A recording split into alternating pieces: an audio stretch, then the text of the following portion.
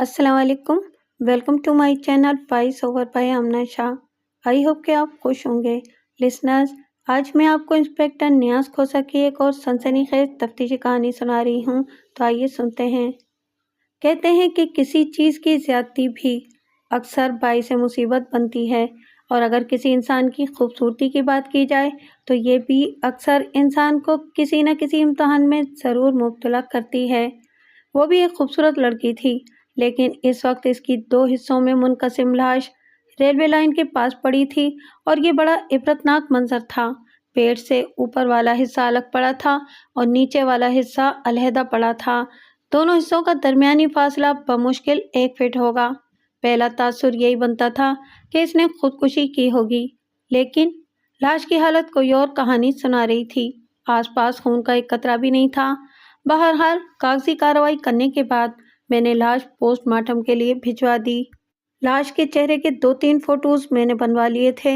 अब ये बात बता दूं कि हम यहाँ पहुँचे किस तरह थे। आज सुबह मेरे दफ्तर के टेलीफोन की घंटी बजी। मैंने दूसरी घंटी पर रिसीवर उठा लिया। हेलो थानेदार साहब, मैं स्टेशन मास्टर हैदर अली बोल रहा हूँ। यहाँ रेलवे लाइन के बाहर किसी लड़की की लाश पड़ी है। लगता है कि इसने खुदकुशी की है। ठीक है हैदर साहब, इतला देने का शुक्रिया। हम आ रहे हैं अभी। फिर ठीक आधा घंटे बाद हम वहाँ पहुँच गए। हमारे वहाँ पहुँचने से पहले स्टेशन मास्टर हैदर अली, कांटा बदलने वाला, 3-4 कुली और स्टेशन से करीब इस्तादाद झुग्गियों के 6-7 मकीन वहाँ मौजूद थे, जिनमें 2 खवातीन भी थीं। लाश का मुआयना करने के बाद मैंने वहाँ मौजूद मर्द व ज़न से लाश की शनाख्त के हवाले से पूछगछ की, लेकिन सब लोगों के लिए वो लड़की अजनबी थी। लाश कांटा बदलने वाले वसीम की दरियाफ्त थी। वो सुबह 7 बजे पेशावर से आने वाली गाड़ी के लिए कांटा बदलने आ रहा था कि उसकी नज़र 2 हिस्सों में मुनक़सिम लाश पर पड़ी। लाश चूंकि लाइन से बाहर पड़ी थी, दूसरी गाड़ी आने का टाइम भी हो गया था, इसलिए वसीम ने पहले जल्दी से कांटा बदला और फिर तकरीबन दौड़कर स्टेशन मास्टर के कमरे तक गया और हाँफते काँपते सारी सूरत हाल उसके गोश गुजार कर दी। बहरहाल आगे की कार्रवाई मैं आपको सुना देता हूँ। लाश पोस्टमार्टम के लिए भेजकर मैं स्टेशन मास्टर के साथ एक कमरे में आ गया। मेरे साथ एक कांस्टेबल और एक सिपाही भी था। एक सिपाही खुशहाल खां को मैंने लाश के साथ भेज दिया था। इनको मैंने बाहर ही रहने दिया। इस वक्त स्टेशन पर काफ़ी रश था। कराची जाने वाले मुसाफिर टिकट ले रहे थे। आधे घंटे बाद कराची जाने वाली गाड़ी ने यहाँ पहुँच जाना था, इसलिए इस वक्त स्टेशन पर हलचल थी। कांटा बदलने वाले वसीम को भी मैंने साथ रखा। इसको थोड़ी देर बाद अपनी ड्यूटी सरअंजाम देनी थी, इसलिए मैंने सबसे पहले इसी से सवाल जवाब करने का फैसला किया।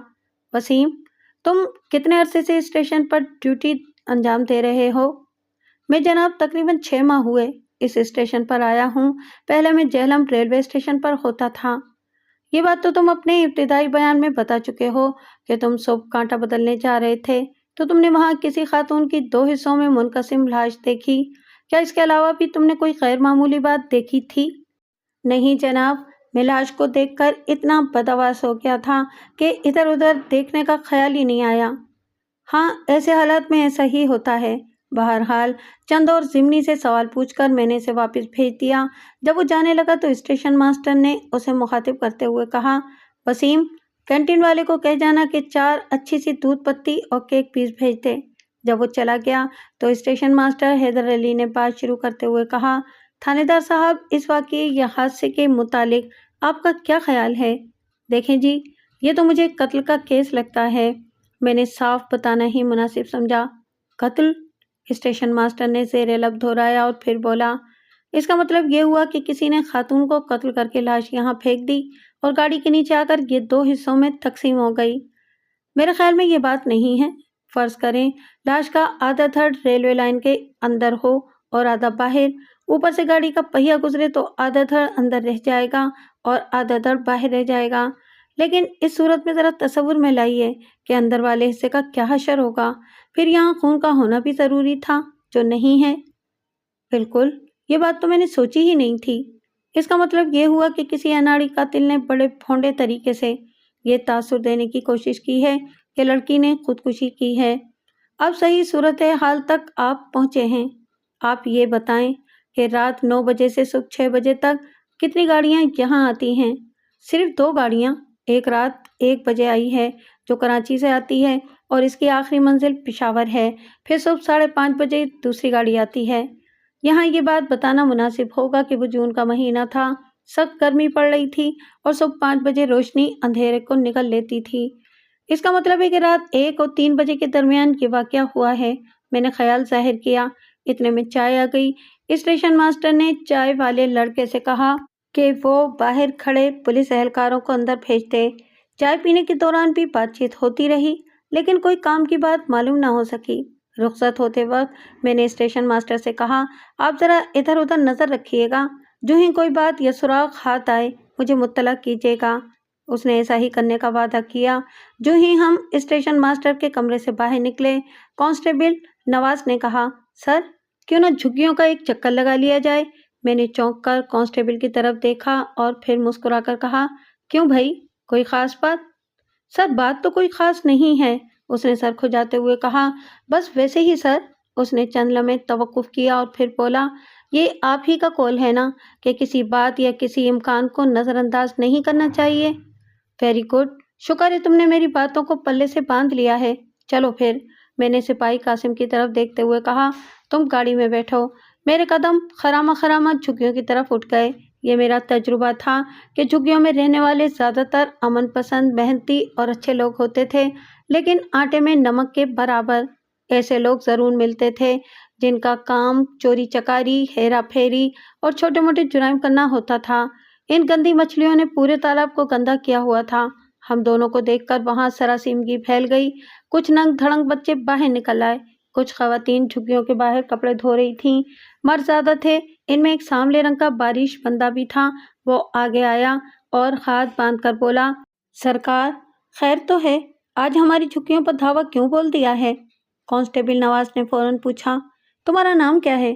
جی ماکھا۔ دیکھیں بزرگوں، ہم نے کوئی دھاوا نہیں بولا۔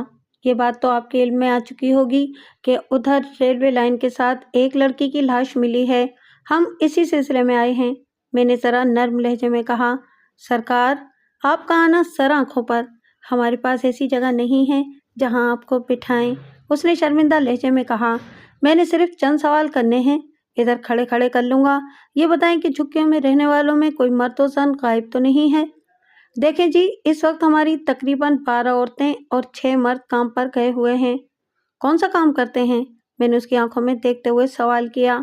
6 مرد تو شہر میں مزدوری کرتے ہیں، جبکہ عورتیں مختلف چیزیں بیچنے جاتی ہیں، جن میں چوڑیاں، کپڑا اور کاغذ کے بنے ہوئے مختلف کھلونے شامل ہیں۔ اس کے علاوہ کوئی اور مرد یا عورت؟ دیکھو ماکھا، اگر مجھے بعد میں پتہ چلا کہ تم نے کوئی بات چھپائی ہے یا جھوٹ بولا ہے تو تمہیں تھانے میں لے جاؤں گا۔ اور میں نے جان بوجھ کر فکرہ ادھورا چھوڑ دیا، تھانے دار صاحب، اپنی معلومات کے مطابق میں نے ہر بات ٹھیک بتائی ہے۔ خیر، ہم پھر آئیں گے، اگر تمہیں کوئی بات یاد آ جائے تو تھانے آ جانا۔ واپسی پر میں نے کانسٹیبل نواز کو چٹکی لیتے ہوئے کہا، نواز، یہ مرحلہ تو طے ہو گیا۔ سر، نہ جانے کیوں مجھے محسوس ہو رہا ہے جیسے ان جھگیوں میں ہمارے لیے کوئی سراغ ہے۔ اب کیا سراغ ہے یہ ابھی واضح نہیں ہے۔ چلو بھائی، جب یاد آ جائے تو بتا دینا۔ ویسے تمہیں کھلی چھٹی ہے کہ تم کسی کے تھرو یا خود آ کر ان جھگیوں میں تفتیش کر سکتے ہو۔ تھانے میں واپس آ کر میں نے ASI جاوید خان کو اپنے کمرے میں بلا لیا۔ جاوید خان، تمہارے ذمہ جو کام میں نے لگایا تھا اس کا کیا ہوا؟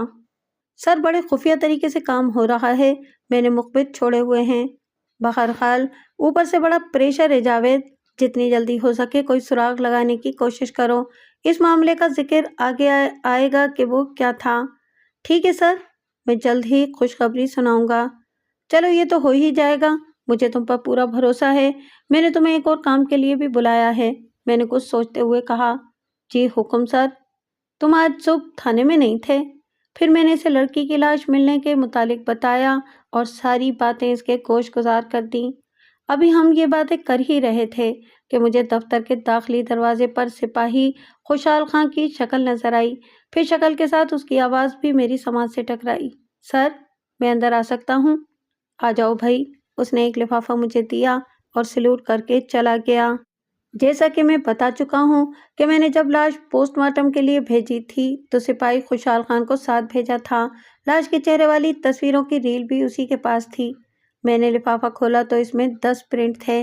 ایک تصویر میں نے اپنی دراز میں رکھ لی اور باقی ASI کو دیتے ہوئے کہا، ارد گرد کے تھانوں میں یہ تصویریں بھیج دو۔ اس قسم کی لاشوں کی شناخت کا یہ ہمارا طریقہ کار ہوتا ہے، جسے ہم شور و غوغا کہتے ہیں۔ بہرحال ASI تصویریں لے کر چلا گیا اور میں اس کیس کے متعلق سوچنے لگا۔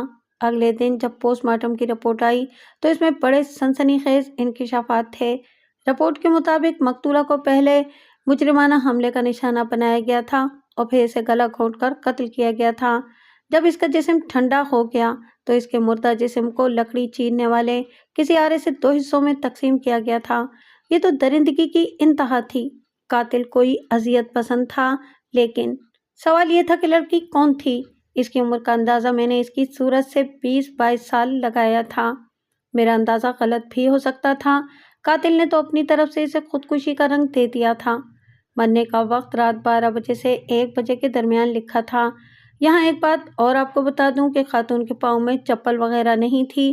اس کے علاوہ سونے کی کوئی چیز اور پرس بھی نہیں تھا۔ لاش کو میں نے امانتاً دفنا دیا تھا۔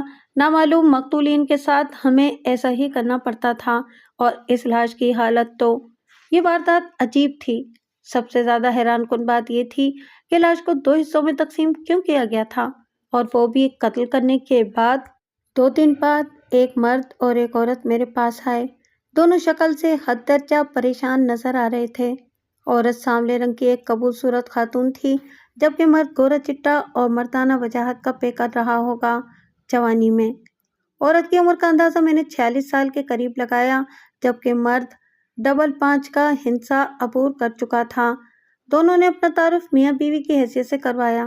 تھانے دار صاحب، ہم گاؤں سجاول سے آئے ہیں۔ ہماری بیٹی کشور گم ہو گئی ہے۔ آپ کی بیٹی؟ میں نے دونوں کو باری باری دیکھتے ہوئے کہا، یہ کب کی بات ہے؟ جی یہ 5 دن پہلے کی بات ہے۔ میرا مطلب ہے کہ آج 5واں دن ہے، مرد نے جواب دیا۔ یہاں اس بات کی میں وضاحت کر دوں کہ آج ہفتہ تھا اور لاش بدھ کی صبح ملی تھی۔ اس کا مطلب ہے کہ وہ منگل کے دن سے غائب تھی۔ پھر تو آپ کو رپورٹ درج کروائے بغیر واپس بھیج دینا چاہیے۔ کیا مطلب تھانے دار صاحب؟ ہم تو بڑی امید لے کر آئے ہیں۔ عورت جس نے اپنا نام مہتاب بتایا تھا، اس نے حیرت اور غم میں ڈوبی ہوئی آواز میں کہا، آپ نے اتنے دن ضائع کر دیے؟ دراصل بیٹی کا معاملہ تھا، پہلے تو ہم خود اسے ڈھونڈتے رہے، مرد نے جواب دیا۔ اچانک میں نے میز کی طرح سے تصویر نکال کر ان کے سامنے رکھ دی۔ دونوں اچھل کر اس طرح اٹھ کر کھڑے ہو گئے جیسے کرسیوں میں اسپرنگ لگے ہوں۔ یہ تصویر، وہ بھی صرف چہرے کی؟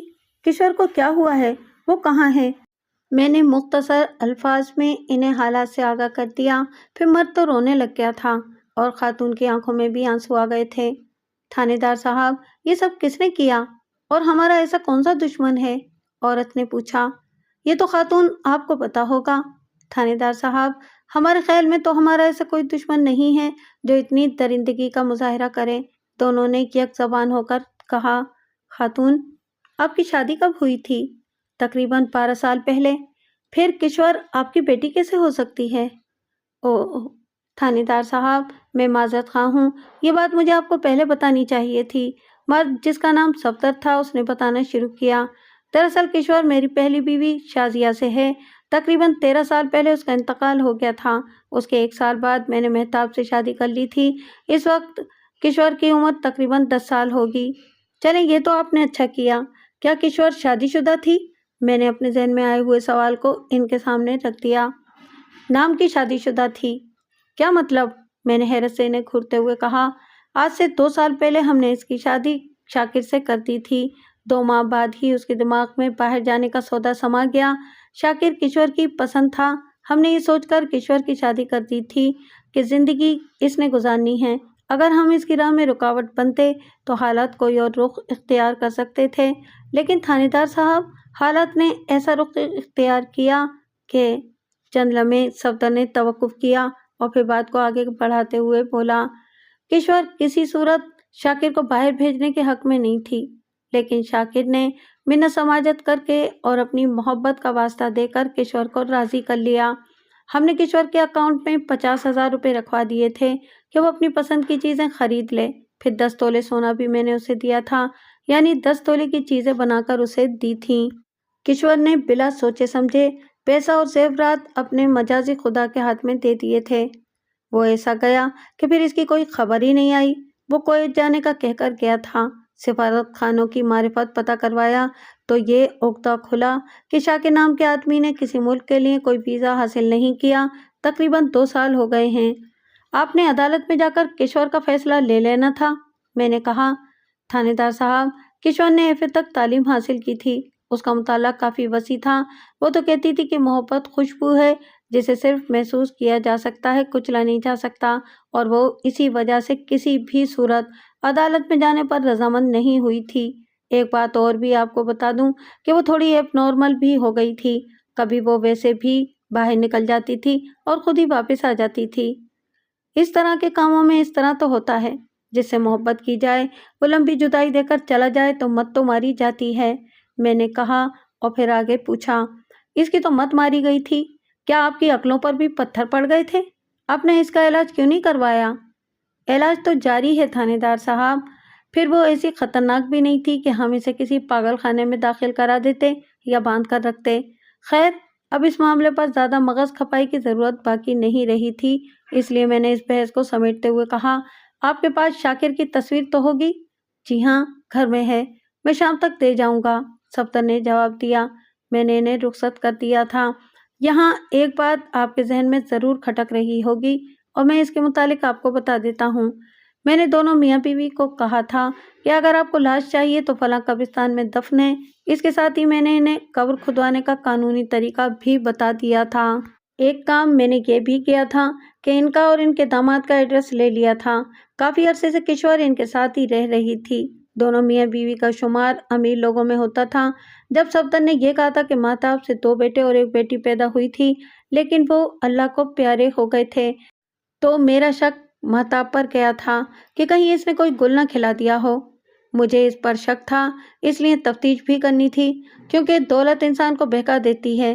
لیکن اس میں ایک قباحت تھی کہ اتنے عرصے بعد اس نے یہ کیوں کیا تھا؟ پھر اس بندے کے ساتھ اس کا کیا تعلق تھا جس نے ایک ایب نارمل خاتون سے یہ سب کیا تھا؟ ویسے تو انسان کی فطرت عجیب ہوتی ہے، یہ جب اٹھتا ہے تو ولی بن جاتا ہے، لیکن جب گرتا ہے تو اس کی کوئی انتہا نہیں ہوتی، درندوں اور شیطانوں کو بھی پیچھے چھوڑ دیتا ہے۔ شام کو میں نے سپاہی قاسم کو ساتھ لیا اور شاکر کے ایڈریس پر پہنچ گیا۔ یہ ایک 7 مرلے پر بنا ہوا کھلا سا مکان تھا۔ صحن میں امرود اور آلوچے کے درخت تھے۔ صحن کچا تھا، برآمدے اور کمروں میں فرش تھا۔ پتہ یہ چلا کہ شاکر کا باپ امتیاز اور اس کی بیوی نکہت اپنی بیٹی جس کی عمر 12-13 سال ہوگی اس کے ساتھ اس مکان میں رہتے ہیں۔ 2 بیٹیاں شادی شدہ تھیں۔ یہ باتیں مجھے صفدر کی زبانی معلوم ہو چکی تھی۔ امتیاز ہمیں گھر کے اندر لے گیا، اپنی بیوی اور بیٹی کو ایک کمرے میں بھیج دیا۔ امتیاز درمیانے قد کا ایک قبول صورت بندہ تھا، 60 کے پیٹے میں ہوگا۔ امتیاز بھائی، دیکھو میں نے تم کو تھانے نہیں بلوایا، خدا کیا ہوں، تمہارے بیٹے نے ایسا جرم کیا ہے جو اسے سلاخوں کے پیچھے پہنچانے کے لیے کافی ہے۔ تھانے دار صاحب، یہ تو آپ کی فراخ دلی اور مہربانی ہے، میں آپ کے سوالوں کے ٹھیک ٹھیک جواب دوں گا۔ تمہارا بیٹا کہاں گیا ہے؟ اس نے تو ہمیں یہ بتایا تھا کہ وہ کویت جا رہا ہے۔ کیا آپ لوگ اسے خود جہاز میں بٹھانے ایئرپورٹ گئے تھے؟ میں نے اہم سوال کیا۔ نہیں جناب، ہم اسے بسوں کے اڈے تک چھوڑنے گئے تھے، کہتا تھا کہ لاہور سے اس کے کچھ اور دوست بھی کویت جائیں گے۔ اس بات سے آپ کے دل میں کوئی کھٹک، کوئی قسم کا شک پیدا نہیں ہوا؟ میں نے بغور اس کے چہرے کی طرف دیکھتے ہوئے کہا، بالکل نہیں جناب۔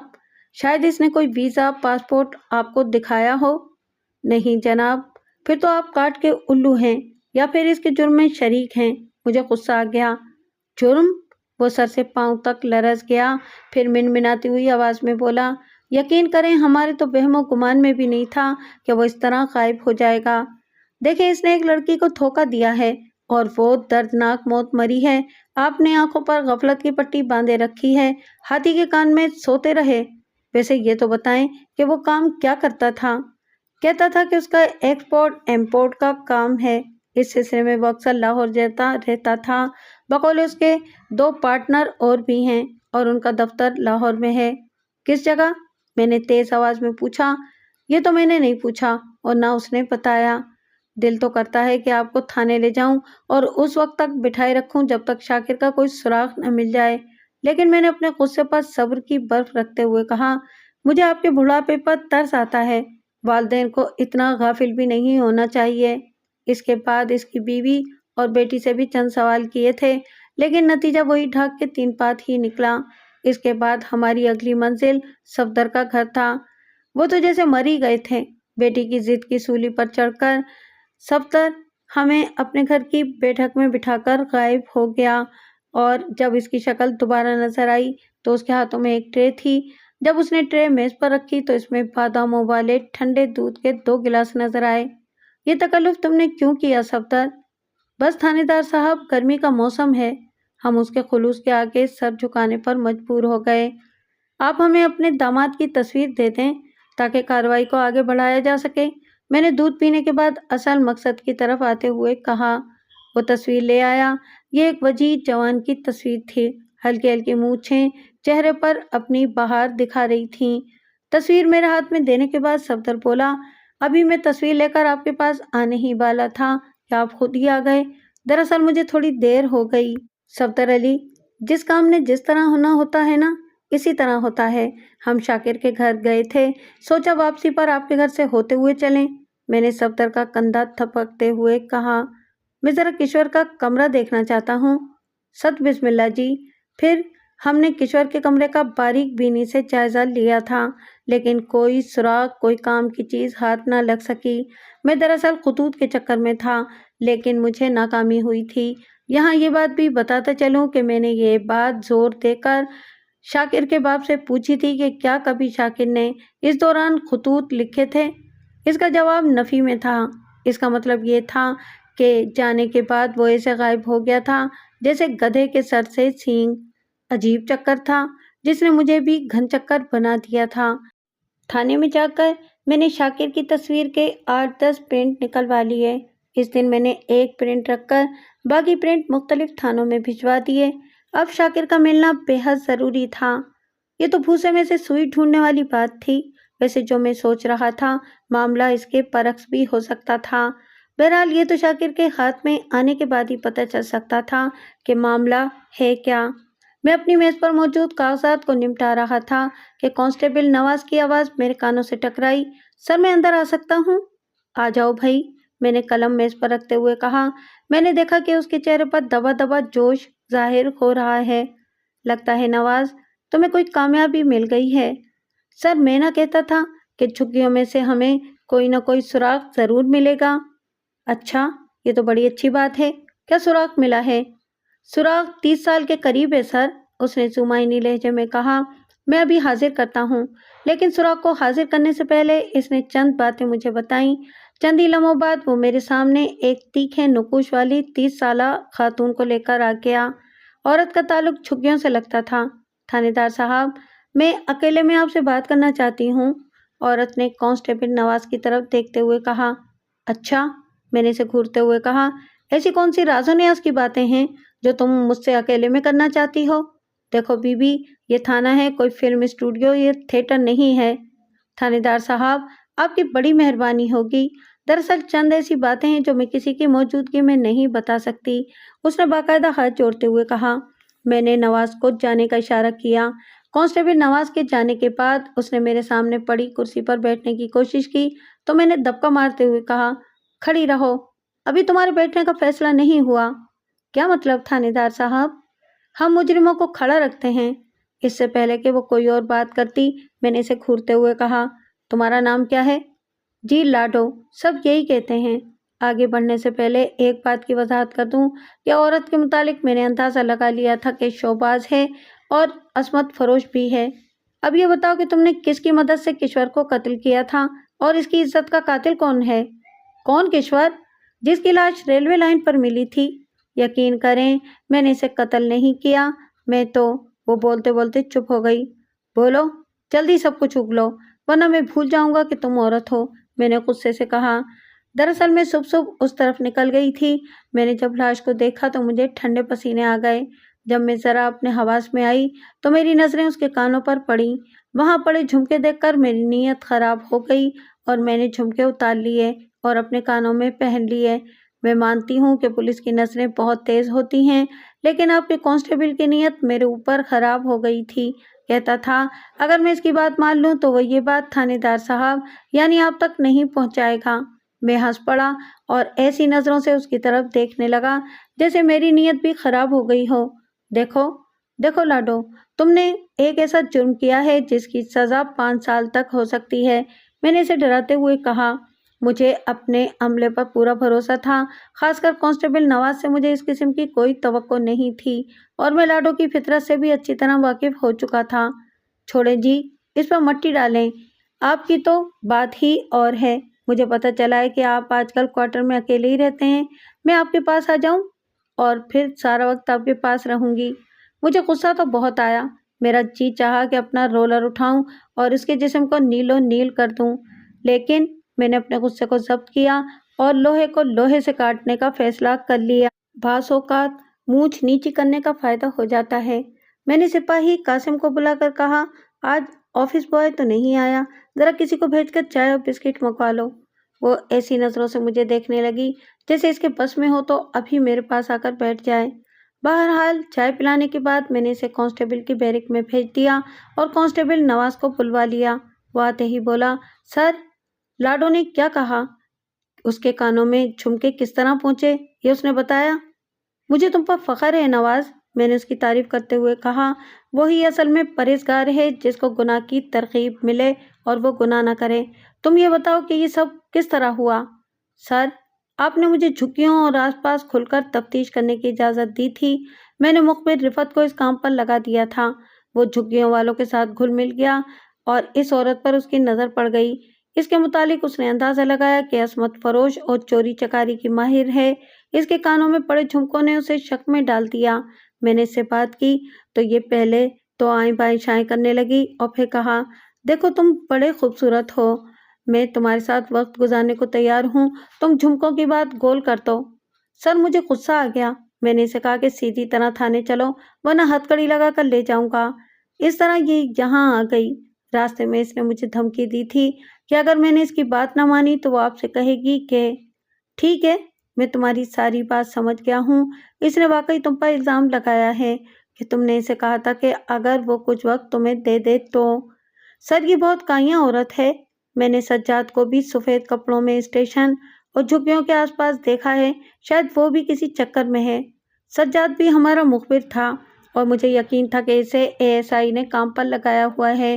اب یہ بات بھی آپ کے سامنے کھول دوں کہ ان دنوں ہمارے تھانے کی حدود میں بڑے خفیہ طریقے سے منشیات فروشی کا بازار گرم تھا اور میں نے ASI کو اسی کام پر لگایا ہوا تھا۔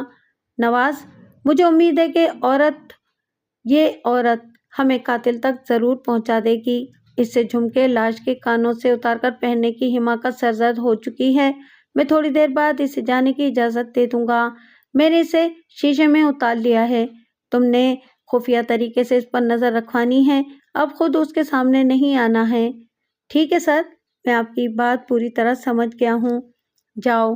اور چہرے پر مسکراہٹ سجا کر لاڈو کو یہ کہہ کر بھیج دو کہ تھانے دار صاحب بلا رہے ہیں۔ کچھ ہی دیر بعد لاڈو میرے سامنے تھی۔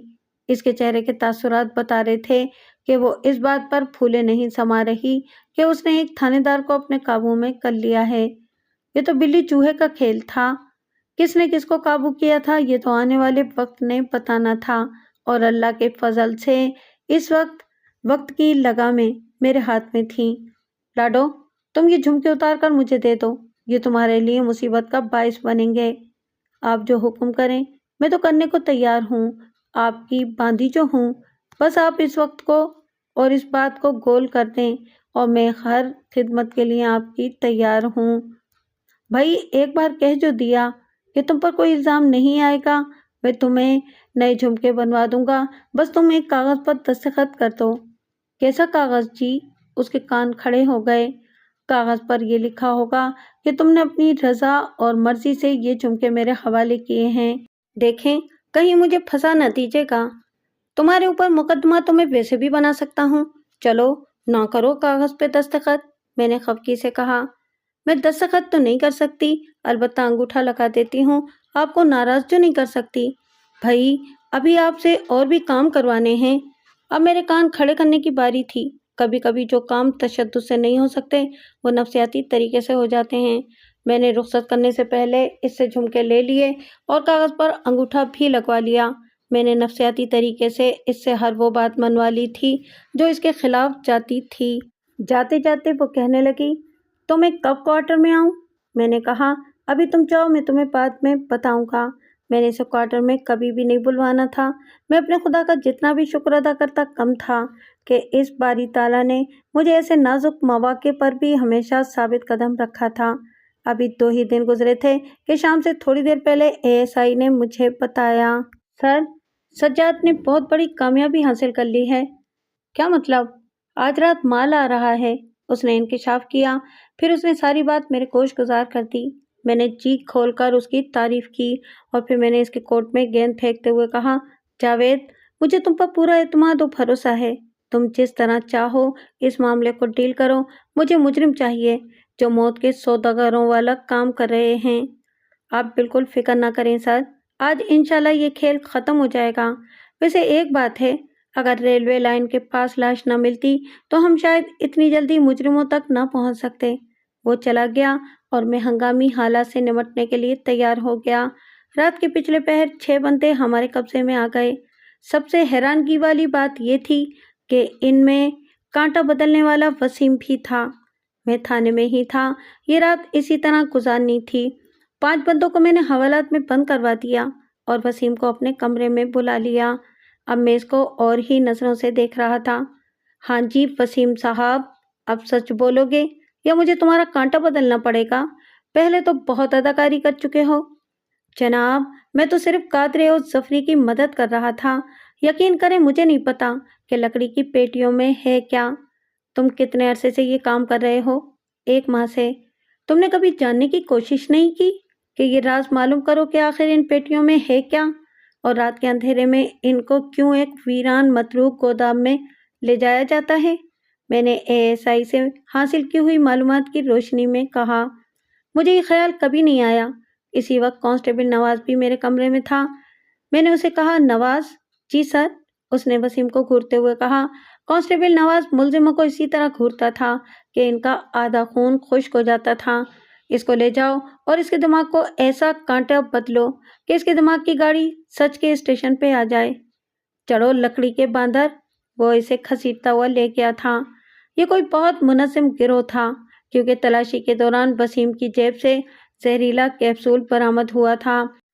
وہ یعنی کہ وسیم بڑا سخت جان ثابت ہوا تھا اور اپنے پہلے بیان پر ہی ڈٹا رہا تھا، لیکن میرا تجربہ کچھ اور کہتا تھا، اس لیے میں نے اگلے روز صبح کے وقت عدالت سے اس کا 6 روزہ ریمانڈ لے لیا۔ باقی 5 بندوں میں 3 کلی تھے جن کو صرف اپنی مزدوری سے غرض تھی۔ ان کو میں نے مقدمے میں رکھنا تھا کیونکہ وہ گواہ بھی تھے اور ان کو سزا بھی ہو سکتی تھی۔ باقی 2 کا تعلق جھگیوں سے تھا۔ وہ بہت بودے ثابت ہوئے تھے۔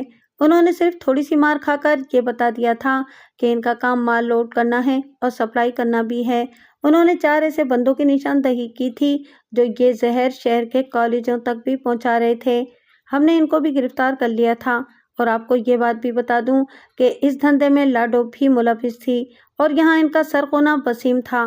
وسیم کے خلاف اتنے ثبوت تھے جو اسے منشیات فروش ثابت کرتے تھے، لیکن مجھے اس پر ایک شک اور بھی تھا۔ اس کا ریمانڈ لینے کے بعد میں نے اسے ASI ملک فاروق کی نگرانی میں دے دیا۔ ملک فاروق اس تھانے میں نیا آیا تھا اور اس قسم کے کاموں میں ماہر تھا۔ 5 گھنٹوں بعد وسیم کا انگ انگ بولنے کے قابل ہو گیا۔ ہاں جی وسیم، اب کیا حال چال ہیں؟ میں نے اسے طنزیہ لہجے میں گھورتے ہوئے کہا۔ تھانے دار صاحب، میں سب کچھ بتا دوں گا، لیکن اس کے بعد آپ مجھے خودکشی کی اجازت دے دیں، نہیں تو اوپر والے مجھے جیل میں بھی نہیں چھوڑیں گے۔ اوئے، عقل سے پیدل، اوپر تو وہ باری تعالیٰ ہے جو سب کا خالق اور مالک ہے۔ سپاہی قاسم جو اس وقت کمرے میں موجود تھا، اس نے اس کی عقل پر ماتم کرتے ہوئے کہا، جناب میں اپنے بڑوں کی بات کر رہا ہوں، زیادہ ادھر ادھر کی باتیں نہ کرو، شروع ہو جاؤ ورنہ ایک اور پھیرا لگوا دوں گا ڈرائنگ روم کا۔ سپاہی بولا، جناب میں تو پہلے ہی مر رہا ہوں۔ اس نے اپنے جسم کو دباتے ہوئے اور ہائے ہائے کا بل کرتے ہوئے کہا، اس کے اقرار جرم کی کہانی میں اپنے الفاظ میں پیش کر رہا ہوں۔ وسیم کا اصل نام بشیر تھا۔ وہ اس دھندے میں عرصہ 5 سال سے ملوث تھا۔ وہ ریلوے کی نوکری بھی کر رہا تھا اور ساتھ ساتھ یہ دھندا بھی کر رہا تھا۔ पेटियों में विलायती शराब और नीचे खुफिया खानों में हीरोइन और चर्स होती थी। मतरूक गोदाम के मुतालिक उन्होंने मशहूर करवा रखा था कि वो आसेब ज़दा है, इसलिए वहाँ कोई नहीं जाता था। ये पेटियाँ यहाँ स्टेशन के पास वाक़े एक बड़े मकान में बनती थीं और वहाँ आराम मशीन भी मौजूद थी और एक पठान हिम्मत खान वहाँ होता था, वो भी हमारे हत्थे चढ़ गया था। मकान से एक जोड़ा सैंडल का भी बरामद हो गया था। उन्होंने बल्कि लाडो ने ये सोचा था कि जब बात ठंडी हो जाएगी तो ये जोड़ा वो खुद इस्तेमाल कर लेगी। जी हाँ, किश्वर की इज्जत का मुजरिम और कातिल बशीर ही था।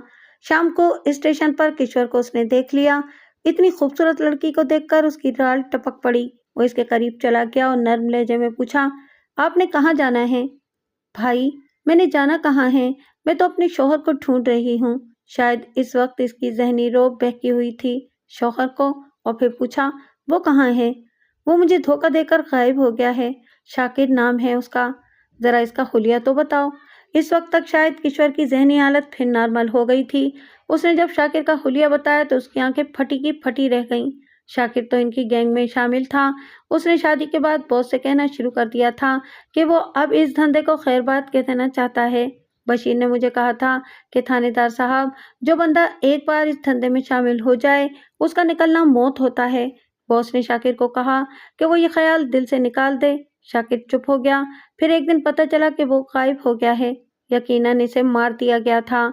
कुछ बातें बशीर के बयान से हटकर मैंने सोची थीं जो करीने कयास थीं।